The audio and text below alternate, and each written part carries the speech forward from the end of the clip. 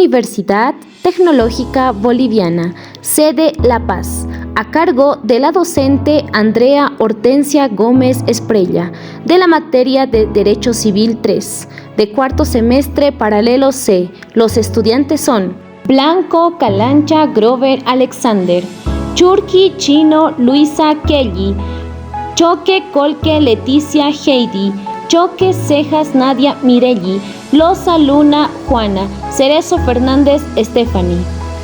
Clasificación de las obligaciones. Bueno, iniciando con la explicación, existen diversas clasificaciones de las obligaciones. Estas se clasifican en la naturaleza del vínculo, la naturaleza del objeto, la singularidad o la pluralidad de los sujetos, el grado de autonomía o dependencia, la existencia o inexistencia de las modalidades y la fuente de la cual proceden estas mismas. Cada una de estas clasificaciones tiene especial importancia práctica y doctrinaria, fundamentalmente en los efectos de la teoría del cumplimiento.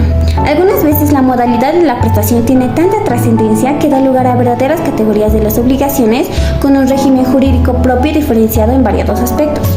Bueno, voy a continuar con la primera clasificación de estas, que es según la naturaleza del vínculo. En cuanto a la naturaleza del vínculo, estas se las dividen en las obligaciones civiles y las obligaciones naturales. Las obligaciones civiles son aquellas que otorgan al acreedor el derecho de exigir el cumplimiento y hacer valer plenamente todos sus derechos a través de la intervención de los órganos jurisdiccionales.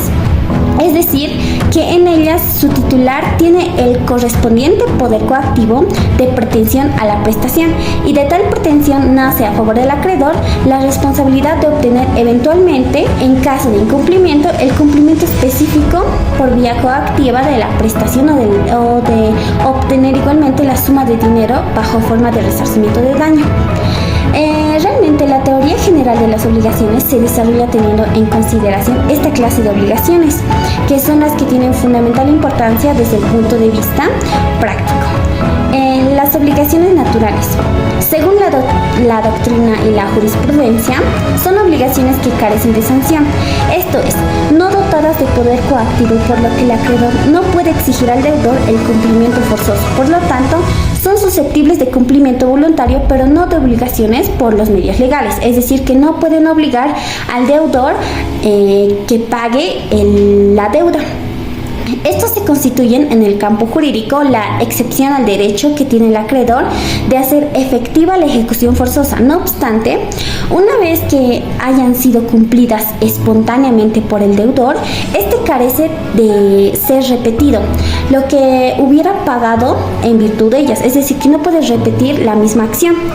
Esta se llama la irrepetibilidad del pago, que es el principal efecto de la obligación natural, efecto que tiene fundamento en el cumplimiento, ya que es a partir de que el momento cuando la obligación adquiere relevancia para el derecho.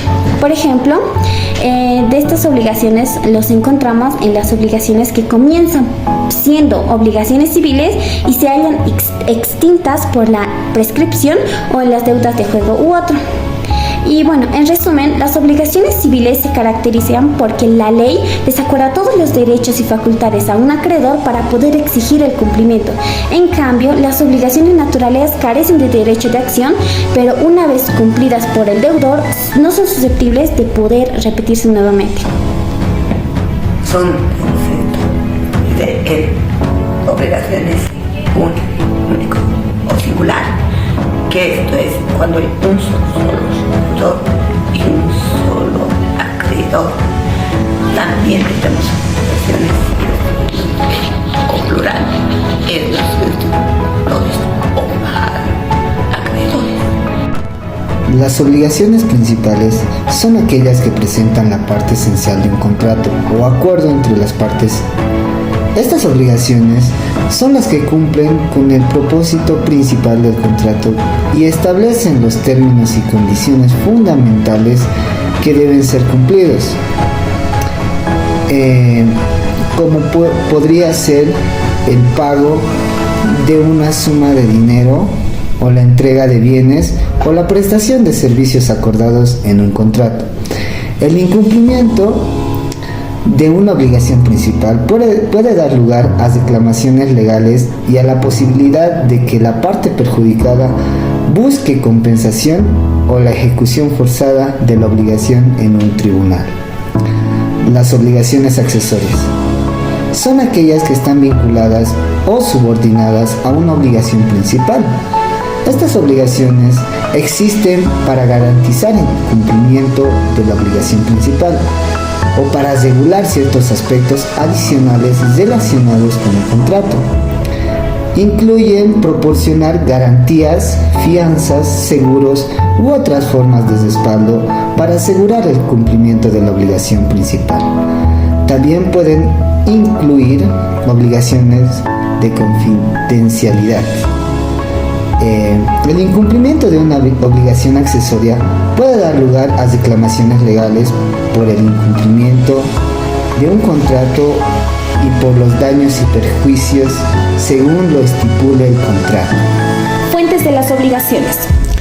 Bueno, una de las fuentes que les podría mencionar son las obligaciones contractuales, que nos dice que son compromisos legalmente vinculantes que surgen a raíz de un contrato celebrando entre partes, especificando acciones o abstenciones que deben de cumplirse de acuerdo con los términos acordados. Es por eso, para así obtener una mejor comprensión, podemos dar un ejemplo claro, que vendría siendo de un contrato de arrendamiento. En otras palabras, un alquiler. Es decir, que se alquila un departamento en la cual el inquilino se compromete a pagar mensualmente las cuotas para así poder tener en sí ambas partes tienen las obligaciones específicas según los términos del contrato. Bueno, otra de las fuentes que les podría mencionar son las obligaciones extracontractuales, que nos dice que se refieren a las responsabilidades legales que surgen fuera de un contrato. En sí, estas obligaciones implican daños o perjuicios causados a otra persona, o también podría ser a una propiedad. Es por eso que para así obtener una mejor comprensión podríamos dar un ejemplo. El ejemplo vendría siendo la responsabilidad por daños en un accidente de tráfico causado por la negligencia, donde el responsable de compensar a la víctima sin un contrato previsto entre ellos. Desde el punto de vista de ejecución o efectos de las obligaciones, podemos mencionar 5 obligaciones. Comenzamos con las obligaciones de ejecución inmediata. Definimos que se cumple inmediatamente de ejecución sucesiva, cuyo cumplimiento es referido a través de su tiempo. Obligaciones de resultado, en las cuales el deudor tiene que hacer todo lo que estuviere a su alcance para procurar el cumplimiento de la obligación. Obligaciones de medio o procedencia. Nos dice lo siguiente: por las que el deudor compromete una conducta que ordinaria y razonablemente conduce a una obtención de un resultado. Obligaciones líquidas, que tienen por objeto sumas de dinero establecidos y determinados. Obligaciones ilíquidas, en las cuales se deben seguir un procedimiento previo para determinar su valor o en qué consiste la obligación.